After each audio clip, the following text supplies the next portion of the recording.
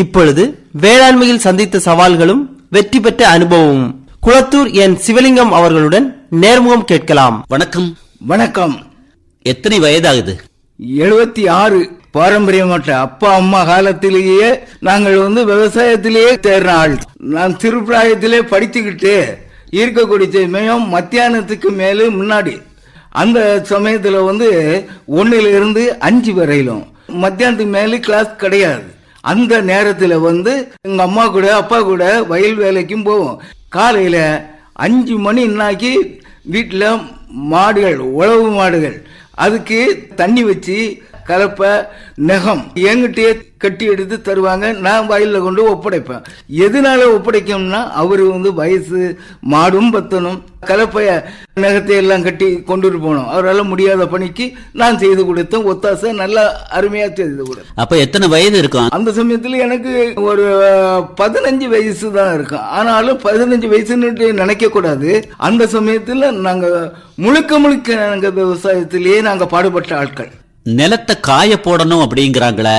விவசாயத்துக்கு நிலம், பயிரிடப்பட்ட நிலம் காய்வாட்டு இருந்தால் அது எதனால நன்மை இருக்குன்னாக்கி அதனுடைய கிருமி புழு அவ்வளவும் ஓரளவு இப்ப உள்ள காலத்துக்கு மருந்தடிக்கிறதை விட நல்ல செத்து போகும்.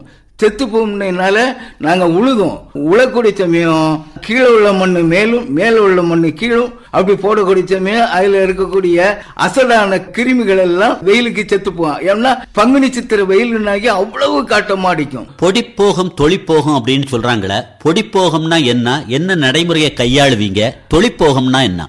அது எப்படின்னாக்கி வயக்காட்டுல உள்ள பச்சைம்பாங்க. ஆனா அந்த அறுதுபட செய்த தாளை பிடுங்கி பொம்பளை ஆட்கள் அதை நல்ல குமிழா வச்சு பாத்தி வச்சு அந்த சைடுல போட்டு எரிப்பாங்க.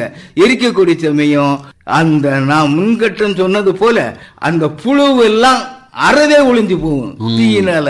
அது எங்களுக்கு பெரிய உதவி.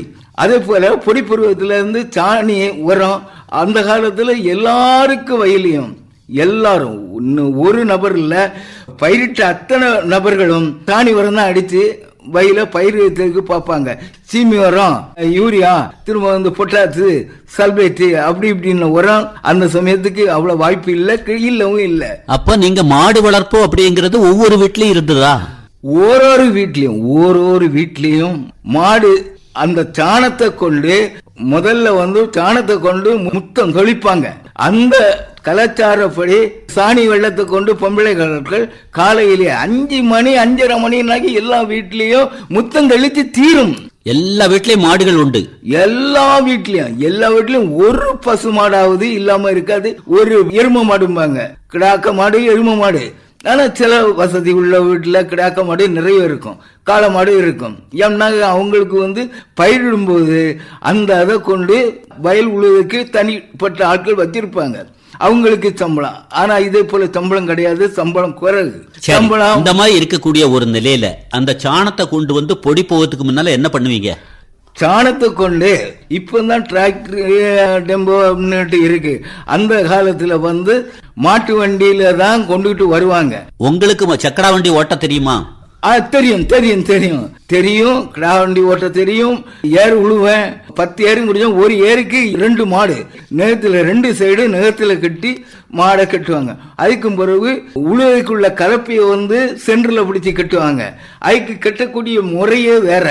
இப்ப நம்ம அதுல இல்ல. அந்த இது போட்டு கட்டக்கூடிய சமயம் அது கட்டியாச்சு. காலையில கட்டின மாட்டுக்கு மத்தியானம் வரையிலும் உழலாம் செய்யலாம். நான் நினைச்சா உழ முடியுமா? நீங்க நினைச்ச தைரியமா உழலாம். அது ஒண்ணும் பெரிய கஷ்டம் கிடையாது. எந்த விதமான இடையூறுகள் கிடையாது. பின்ன என்னன்னாக்கி அந்த கலப்பை கொழுவும்பாங்க. அந்த கொழுவு மாட்டு கால்ல நம்ம அங்கிங்க கலப்பை சரிஞ்சு வர ஒரு சமயம் காலில் படாம பாதுகாத்துக்கணும். காலில் பட்டுனாக்கி அதுக்கு மாட்டினுடைய குழம்பு அது அப்படி பிஞ்சிட்டுனாக்கி மாட்டுக்கு கஷ்டம். மாடு நடக்க முடியாது. சரி, இந்த மாதிரி சாண உரத்தை கொண்டு வந்து சிதறீங்க, அப்புறம் உழுதல் தன்மையை கையாளுறீங்க. விதப்பு அப்படிங்கறது எப்ப பண்ணுவீங்க?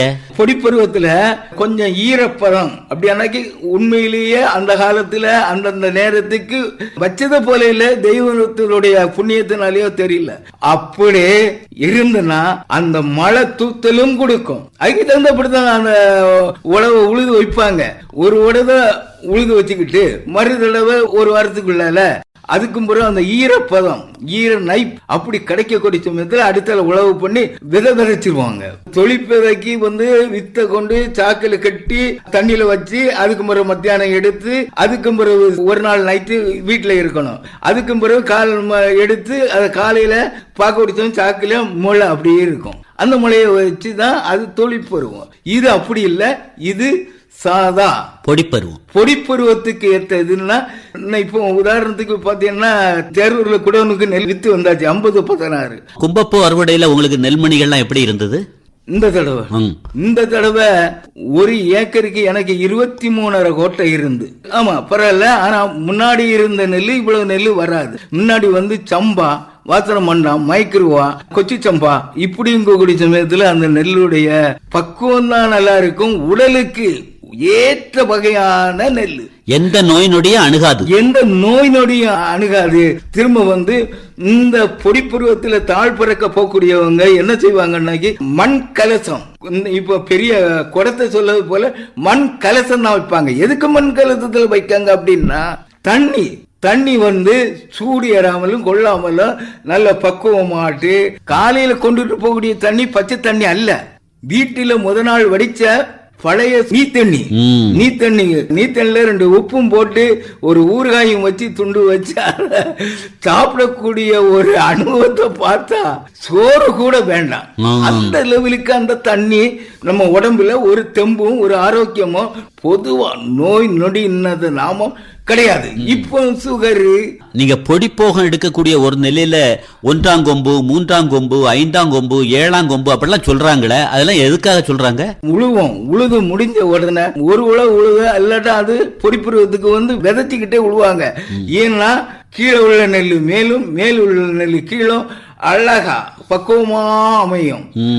எந்த விதமான இடைவெளி இல்லாமல் நெல் வந்து முளைச்சி நல்ல நிலைமைக்கு வரும். மரம் 1ஆம் மரம் 2வது நாள் மரம் அடிக்க மாட்டாங்க, 3ஆம் மரம் அடிப்பாங்க, 5ஆம் மரம் அடிப்பாங்க, 7, 8, 9 வரையிலும் மரம் அடிக்கலாம். மரம் அடிக்கிறது எதனால அப்படின்னா கட்டி உடையும். அது 1ஆம் மரம் 2ஆம் மரத்திலேயே கட்டி பொடிஞ்சு போகும். பொடிஞ்சுக்கிட்டு மறுபடி கலப்பை கொண்டும் அந்த மரத்தை கொண்டு அடிக்கக்கூடியது இப்ப உள்ள டிராக்டர் மரத்துக்கு எடுபடாது. அப்பால் உள்ள மரம் வந்து மரத்துல செய்த மரம் மாடு கட்டி அந்த மரத்தை அடிக்கக்கூடிய சமயம் வித்து வந்து உடைஞ்சி போகாது. இப்ப வந்து டிராக்டர் மூலம் அடிக்கக்கூடிய சமயம் எப்படியும் கொஞ்சம் ஒரு மரைக்காக்கு ஒரு நாளி வித்தாவது அதெல்லாம் பாதிப்பு ஏற்படதான் செய்யுது. சரி, இன்னைக்கு சாணம் அப்படிங்கிற நிலையை கைவிட்டுட்டல, என்ன காரணம்? நீங்களாவது போடுறா? அப்படி நான் வந்து ஒரு வயலுக்கு 2 டிராக்டர் இப்ப என்னால விலைவாசி அதிகமா இருக்கு. என்ன காரணத்தினால போடாம முடியும்னா இப்போ வந்து நம்ம இடத்துல வந்து வீட்டு உள்ள மாடு பெரும்பாலும் இல்ல. என்ன காரணம்? ஏன் விட்டீங்க? மாடு இல்லைன்னாக்கி அதுக்கு தகுந்தபடியான ஆட்கள், பழைய ஆளு ஒரு ஆளு இருந்தாலும் 5 மாடு 6 மாடை வச்சு பயன்படுத்துவாங்க. அவங்களே வெளியில கொண்டு மேய்ச்சல் விடுவாங்க. மேய்ச்சல் முடிஞ்ச உடனே அந்த மாடை மத்தியானத்துக்கு மேலு ஆத்திலேயோ குளத்திலேயோ அதுக்கு பக்குவமாட்டு கொஞ்சம் தண்ணிக்க போட்டா அது எதனால தண்ணிக்க போடுன்னா அந்த பகல் முழுவதும் வெயிலுக்கு நின்ன அந்த வெயிலு அந்த தண்ணிக்கு போனா குளுமையா இருக்கும். அது அப்படியே இருக்கும். அதுக்கும் பிறகு அந்த மாடை கரையாத்தி எடுத்து கொண்டுகிட்டு வரணும். அந்த மாதிரி பக்குவம் செய்யக்கூடிய நபர்கள் இப்போ பெரியவங்க கிடையாது. திரும்பி கையாளல அப்படிங்கறத விட உழைக்க தயார் இல்லைன்னு சொல்லாமா? ஆமா, அதுதான் சரியான பாயிண்ட். என்னைக்கு முன்னாடி உள்ள ஆட்களுடைய பிலம் வேற, இப்ப உள்ள பிள்ளைகளுடைய பிலம் வேற. பெண்கள் எப்படி இருந்தாங்க அன்னைக்கு விவசாயத்துல? மகளிர் ஈடுபாடு எப்படி இருந்து? பெண்கள் வந்துதான் கிருஷியினுடைய முக்கிய நபர்னு சொன்னா நான் பெண்களை தான் சொல்லுவேன். ஏன் அப்படின்னா அவங்க வந்து ஒரு உதாரணத்துக்கு தொழிற்பருவத்துக்கு வந்து நடவுல இருந்து களை பறக்குது.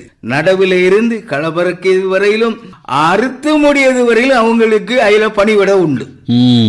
ஆமா, அதனால தலை சுமடா கெட்டெல்லாம் கொண்டு வருவாங்க. அருவா வச்சு அறுப்பாங்க. முதல்ல இந்த மிஷின் கிடையாது, அருவா. அந்த அருவா வச்சு வயல் அறுத்து அது தலை சுமடாட்டு தான் போனோம். எத்தனை கிலோமீட்டர் வர சுமந்துட்டு வருவாங்க? உதாரணத்துக்கு நாமெல்லாம் நானே அறுக்க போயிருக்கேன், நானே அறுத்திருக்கேன், நானே செமடுத்திருக்கேன். நான் கஷ்டப்பட்ட பையன். தேரூரில் இருந்து அந்த கோயில் பக்கத்தில் உள்ள நெல் வயல உள்ள நெல்லை அறுவடை செய்து நான் ஒத்தைக்கில்ல ஆட்கள் ஒரு 10 பேரு 15 பேரு. அது ஒரு கூறுவடி செட்டு. அந்த கூறுவடி செட்ல 10-15 பேரு இருப்பாங்க. அவங்களுக்கு ஒவ்வொரு கூறு போட்டு எடுத்து கொடுப்பாங்க. அந்த கூரை நம்ம அறுக்கணும். அறுத்து முடிஞ்ச உடனே தலைச்சுமடாட்டே நாங்க போவோம். இடலாக்குடி தெருவெல்லாம் நாங்க சுமந்து கெட்டு கொண்டுகிட்டு வருவோம். எங்களுடைய உடல்நிலை எப்படி இருந்துன்னா அருமையா இருந்தது. ஆகாரம் என்னது? ஆகாரம் அன்னைக்கு ஆகாரம் பெரும்பாலும் எங்களுக்கு அறுத்து முடிஞ்ச உடனே பழைய கஞ்சி வச்சிருப்போம். பழைய கஞ்சி தான், சம்பாரிசி அப்படின்னாலே இப்ப காண முடியல. அந்த சம்பாரிசி நமக்கு ஏத்த வகையில நன்மை.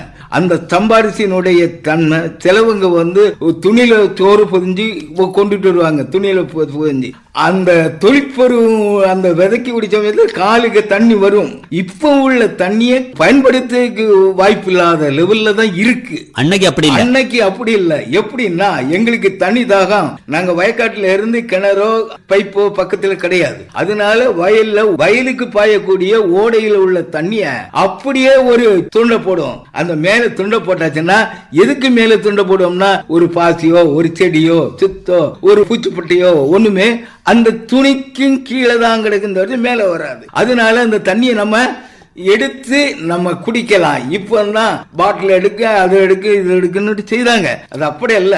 அந்த காலத்துல சாதா வயக்காட்டுல போடக்கூடிய ஓட வெள்ளத்தை எடுத்து அப்படியே கைக்கு இப்படியே குடிப்போம். சரி, கோரி போடுதல், ஊத்தாங்கால் பிடித்தல், வரப்பு வெட்டுதல், வரப்பு பிராவுதல், இந்த நடைமுறை எல்லாம் உங்களுக்கு தெரியுமா? இப்படி தெரியும். தெரியுமான்னு இல்லையே, நானே அதிலேயே பிறந்து வளர்ந்தவன்.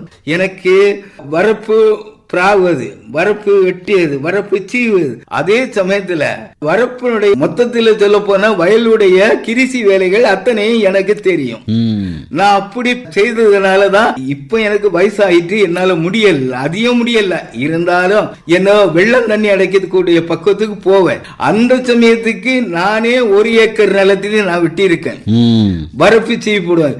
இப்ப உள்ள ஆட்கள்கிட்ட கொடுத்தாச்சுன்னா அவங்க ரூபாய்க்கு வேண்டி செய்யாங்களோ. என்ன காரணம்? வரப்பு வெட்டுறது, வரப்பு சீவுறது இல்ல, அதெல்லாம் தேவையா? கண்டிப்பா தேவை. வரப்பு வெட்டி எடுக்கக்கூடிய சமயம் அதனுடைய பில்லு ஏதாவது இருந்தாலும் அது அப்புறம் மாறிடும். வயல பார்த்தா நம்ம வீட்டுல வெள்ளையடிச்சு சுத்தம் பண்ணுறது போல இருக்கும். அதுதான் வரப்பு வெட்டக்கூடிய இது. வரப்பு வெட்டாம இருந்தால் அது கரடு முரடு மாட்டு இருக்கும். நட்ட நாத்துக்கோ நட்ட பயிருக்கோ அது உகந்தபடி இருக்காது. இந்த மாதிரி செய்யக்கூடிய ஒரு நிலையில அன்னைக்கு வரப்பு வெட்டும் போது சில எலி வலைகளை கூட பார்த்திருப்பீங்க. இன்னைக்கு எலிய காணும், பாம்ப காணும், நண்ட காணும், மீன காணும். என்ன காரணம்? அன்னைக்கு இந்த மாதிரி மருந்து அடிக்கல. இது நடவுக்கு முன்னாடியும், இப்ப ஒரு உதாரணத்துக்கு இந்த வயல் இப்ப உள்ள கிருஷி செய்யக்கூடியவங்க நடவுக்கு முன்னாடி நாத்து பாவன உடனே மருந்து அடிக்காங்க. ஒண்ணு அது மருந்தடிக்கல. என்னன்னா நண்டு, மண்புழு இது அவ்வளவுமே செத்து போகும். அன்னைக்கு அப்படி கிடையாது, கிடையவே கிடையாது. அன்னைக்கு இலை உரம். என்னென்ன இலை போடுவீங்க? வாழைக்கொலை, வாராச்சி கொலை, பூவரசு கொலை. அந்த கொலைய போட்டாச்சுன்னா வயல்ல ஒரு நாள் போட்டு ஒரு 5 நாள் நீங்க அந்த வயல போய் பாத்தீங்கன்னா அது ஒரு கலர்லயும் ஒரு அழகாட்டு ஒரு உரம் கொண்ட நிலங்களாயிரும். கொலையினுடைய சக்தி அவ்வளவுலயும் இறங்கும். சாணி உரமும் அதே போலதான். சாணி உரத்தையும் நம்ம தொழில போட்டாலுமே அந்த உரம் நாங்க குட்டையாட்டு தான் சுமந்து ஒவ்வொரு இடமாட்டு போடுவோம். செதறுவீங்க. ஆமா, குட்டையாட்டு போடக்கூடிய சமயம் என்ன டிராக்டர் கொண்டு ஒரே இடத்துல தட்டினா அந்த உரத்துக்கு எல்லா இடமும் போகக்கூடிய பவர் கிடையாது. அதனால வயலுக்கு தட்டின டிராக்டர் உரத்தையே கொண்டு ஒரு குட்டையிலையும் தூக்கி ஒவ்வொரு குட்டையும் ஒரு 10 அடிக்கு ஒரு குட்டை, 10 அடிக்கு குட்டை இல்லைன்னா பெட்டி, கடவை பெட்டிம்பாங்க.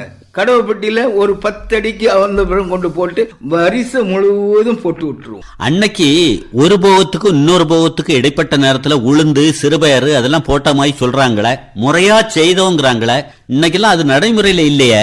அந்த உளுந்து போட்டா நமக்கு இது ஒரு வரும்படி கிடைக்கும். சின்ன ஏதோ நெல் போட்ட பருவத்துக்கு அடுத்தால 2 மாசம் 3 மாசத்துக்குள்ளால கிடக்க அந்த தரிசையாட்டு. அந்த தரிசையை இல்லாம இருக்கிறதுக்கு பேப்பர்ல படிச்சிருக்க சமயத்துல அந்த விவசாயத்தை அறுவடை முடிஞ்ச முறை அந்த நிலம் காஞ்சி பக்குவமா இருக்கக்கூடிய பக்குவத்துல உளுந்து போட்டால் சிறிது லாபம் கிடைக்கும். நிலத்துக்கு அந்த செடி வகைய அப்படியே போட்டுட்டா அடே அப்பா, அது இருக்கக்கூடிய அந்த மண் வாக்கு எந்த லெவல்ல இருக்கும்னு எங்களுக்கு தெரியும், உங்களுக்கு தெரியாது. அந்த காலத்து நெல்லுக்கும் இப்ப நீங்க ரசாயனத்தை போட்டு போட்டு செய்யக்கூடிய நெல்லுக்கும் எடை அப்படின்னு சொல்லும்போது என்ன மாதிரி சொல்ல விரும்புறீங்க?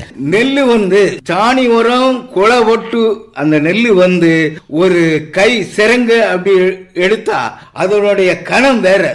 இப்ப உள்ளதை எடுத்தா சண்டி சவுறு போல இருந்தாலும் சாவி நெல் இருந்தாலும் இப்படியே இருக்கு. அப்ப இன்னைக்கு நீங்க இந்த வயோதிகத்திலையும் ஒரு இளமை ததும்பலா இருக்கீங்கன்னா அன்னைக்கு சாப்பிட்ட சாப்பாடு அதுதான் உண்மை, நேர்மை. என்னுடைய அம்மா அப்பா எங்களுக்கு நல்ல நாங்க செழிப்பான ஆட்கள் கிடையாது. அந்த நாடு வேலை பார்த்தா அந்த நாடு கூலி. அது போல இப்போ பயிரிடக்கூடிய நெல்லுக்கும் அப்பம் பயிரிடக்கூடிய நெல்லுக்கும் அப்பம் பயிரிடக்கூடிய நெல்லை சாப்பிட்டால் உடம்புக்கு தம்பு. அதனாலதான் சொன்னாங்களா, அவன் சம்பாரிசி சாப்பிட்டோம்ப்பா மோதாத. அந்த அதையே சொல்லுவாங்க, நீ சம்பாரிசி குடிச்சது பையன், நீ சம்பாரிசி சாப்பிட்டவன் அப்படின்னதான் ஊக்கப்படுத்துவாங்க. இப்போ நாங்க சாப்பிட்டுட்டு அடுத்த பாத்தீங்கன்னா வயிறு வலி. எங்களுக்கு ஆண்ட முன்னத்துல வயிறு வலியோ காரியமோ இல்லவே இல்ல. அது போய் யாரு கொடுத்த புண்ணியமோ தெரியல. பயிர்களை பொறுத்த அளவுல நோய்கள் பூச்சிகள் தாக்குதல் இன்னைக்குதான் கூடுதல். அன்னைக்கு நான் கண்டதே இல்ல அப்படிங்கிறீங்களா? அப்படி அன்னைக்கு நோய் நொடியே வராது, பூச்சி கிருமி அதிகம் இருக்காது. அது நான் மருந்து அடிச்சதுமே இல்ல, ஒன்னு அடிச்சதுமே இல்ல. இப்போ 2 தடவை மருந்து அடிக்கணுமான்னு லெவல்ல போச்சு. ட்ரோன்லாம் வந்திருக்க மருந்து அடிக்கிறதுக்கு. ட்ரோன் அப்படின்னு மத்திய அரசு ஒரு திட்டத்தை கொண்டு வந்திருக்க விவசாயிகளுக்கு. விவசாயிகள்ட்ட ஒற்றுமையா இருந்தா அவங்க ட்ரோனை பயன்படுத்தினா லாபப்படும், மனிதர்களை வச்சு அடிக்கிறதுக்கா பயிலுன்னு அதெல்லாம் தெரியுமா? இப்படி அதை பத்தி முழுமையாட்டு தெரியாது, இப்ப எதுவும் குறைவாட்டும் தெரியாது. அத நேர்மையா எல்லா ஜனங்களுக்கும் தெரியும்படி கொண்டுகிட்டு வந்தா நாங்களும் எங்களை போல உள்ள ஆட்களும் அப்படி ஒரு நல்ல வாய்ப்பு இருந்து நாங்க அதை பயன்படுத்துவோம். அன்னத்த காலத்துல எப்படி செய்தோன்னா அதே போலதான் இப்ப நான் செய்துகிட்டு இருக்கேன். அப்ப முன்பருவ பயிற்சி அப்படிங்கிற அடிப்படையில வேளாண்மை துறையோ வேளாண்மை அறிவியல் நிலையமோ உங்களமாய் விவசாயிகளுக்கு களத்து மேட்ல சொல்லி தரணுங்கிறீங்களா? அதுதான் உண்மை சார். களத்து மேட்டுல எங்களுக்கு இந்த மாதிரி செய்யுங்க அப்படின்னு டெய்லி வர வேண்டியது இல்ல. ஏதோ குறிப்பிட்ட நாள் ஒரு கணக்கு போட்டோ அதை செய்து கொடுத்தாங்கன்னா நாங்களும் அதை மறுபடியும் அதை செய்யறதுக்கு ஆர்வம் வரும். எங்களுக்கு அந்த விதமான ஆர்வம் இல்லை. ஏன் இல்லைன்னா எங்களுக்கு இதுவரையிலும் அதை பத்தி ஆனா இக்கன்னா தெரியாது. என்ன தெரியாதுங்கிறீங்க? நீங்க தான் பத்திரிகை பாக்குறேங்கிறீங்க, உளுந்து சாகுபடி பண்ணுங்கன்னு சொல்லிருக்காங்கிறீங்க. அப்ப அன்றாட பத்திரிகை படிக்கீங்கன்னா இந்த மாதிரி ட்ரோன் பத்தி எல்லாம் தெரிஞ்சிருக்கணுமே. பத்திரிகையில தான் நாங்க பார்க்க தவிர்த்து படிக்கும். பத்திரிகையில செய்தி வர்றத படிக்கும் தான் நாங்க இல்லைன்னு நான் சொல்லல. ஆனா அதை நேரடியாட்டு நாங்க கண்டு அந்த மாதிரி ஒரு மிஷின் இருக்கு, இந்த மாதிரி ஒரு பக்குவம் செய்யலாம் அப்படின்னு இதுவரையிலும் தெரியாது. அப்ப இந்த இடத்துல நான் உங்களுக்கு ஒரு வழி சொல்லி தரேன். வெள்ளமடம் பக்கத்துல நாக்காமடம் விளக்குல இருந்து கொஞ்சம் நடந்து போனீங்கன்னா திருப்பைசாரம் வேளாண்மை அறிவியல் நிலையம்னு ஒரு அலுவலகம் இருக்கு. அங்க போய் இனிமேல் கேப்பேளா ட்ரோன்னா என்ன எங்களுக்கு சொல்லித்தாங்க அப்படின்னு கேப்பேளா? எப்படி? கண்டிப்பா சாரு கேட்டதுல இருந்து இத நாங்க கேட்கறதுக்கு ஆர்வமும் இருக்கு, நான் போய் கேட்கக்கூடிய தருவாயிலும் இருக்கு. அதனால நான் இப்பவும் கூட விவசாயிகளுக்கு இந்த ஒரு எண் நம்பர் கொடுக்காங்க, அந்த நம்பரையும் கூட நான் என் வீட்டாலும் மட்டும் போய் நாங்க அதை தேரூர் லைப்ரரியில வச்சுதான் அவங்க எழுதுவாங்க. பரவாயில்லையா? அப்போ நிலத்தை ஆவணப்படுத்திட்டீங்க? படுத்திட்டேன். நான் அது படுத்தினது எனக்கு யாரும் சொல்லவும் இல்லை கொள்ளவும் இல்லை. நான் டெய்லி அண்ணநாடு டெய்லி சாயந்தரமும் காலையில ஒரு பேப்பர் படிப்பேன், சாயந்தரம் ஒரு பேப்பர் படிப்பேன். அதுக்கும் பிறகு மாலையில 7:30 மணிக்கு விவசாய நிகழ்ச்சி போடாங்க. நான் கண்டிப்பா அந்த விவசாய நிகழ்ச்சியை அகில இந்திய வானொலி நிலையம் குமரி பண்பலை கேக்குறீங்க? குமரி பண்பலை நிச்சயமா டெய்லி நான் கேட்பேன். அப்ப உங்களுக்கு எல்லா விஷயமும் தெரிஞ்சிருக்கணுமே. ஆமா, அது தெரிஞ்சதுனால தானே நம்ம தேரூர்ல லைப்ரரியில இந்த மாதிரி கொடுக்காங்க, நம்பர் கொடுக்காங்க விவசாயிகளுக்கு அப்படின்னு. நான் மட்டும் இல்ல, இன்னும் நிறைய பேருக்கு நான் அதை சொல்லி கொடுத்தேன். சரி, விவசாயம் லாபமா நஷ்டமா? விவசாயம்ங்கிறது சும்மா இருந்துகிட்டு விவசாயத்துல லாபத்தை சம்பாதிக்க முடியாது. நம்முடைய கடின உழைப்பினால கொண்டுகிட்டு வந்தால் நிச்சயமாக 100% நமக்கு லாபம். இதுவரை குளத்தூர் என் சிவலிங்கம் அவர்கள் பங்கு பெற்ற வேளாண்மையில் சந்தித்த சவால்களும் வெற்றி பெற்ற அனுபவமும் நேர்முகம் கேட்டீர்கள். உடன் உரையாடியவர் தேரூர் எஸ். சிவசுப்பிரமணிய பிள்ளை.